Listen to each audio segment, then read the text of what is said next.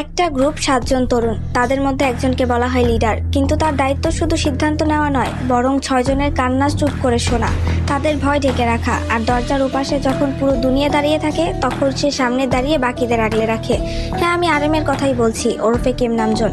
যখন বিটিএস নামটা কেউ চিনত না, নামজুন তখনও বিশ্বাস রাখতো এই 6 জন একদিন আকাশ ছোঁবে। যখন জাঙ্কুক কনফিডেন্স হারিয়ে ফেলতো, নামজুন তাকে বলতো, তুমি পারবে, তুমি আমাদের গর্ব। যখন তাইয়াং আবেগে ভেঙে পড়তো, নামজুন চুপচাপ তার পাশে বসে থাকতো, একটা কথাও বলতো না, কিন্তু জানিয়ে দিত তুমি একা না। যখন জিন নিজেকে অবমূল্যায়ন করতো, সে বলতো তুমি শুধু হ্যান্ডসাম না, তুমি আমাদের ব্যালেন্স। যখন ইয়ঙ্গি নিজের দুঃখ গানে ঢেলে দিত, নামজুন তাকে বলতো তোমার ব্যথা আমরা আমাদের শক্তি বানাবো। হোসেওকের ভয় যখন তাকে থামিয়ে রাখতো, নামজুন ছায়ার মতো তার পাশে দাঁড়াতো।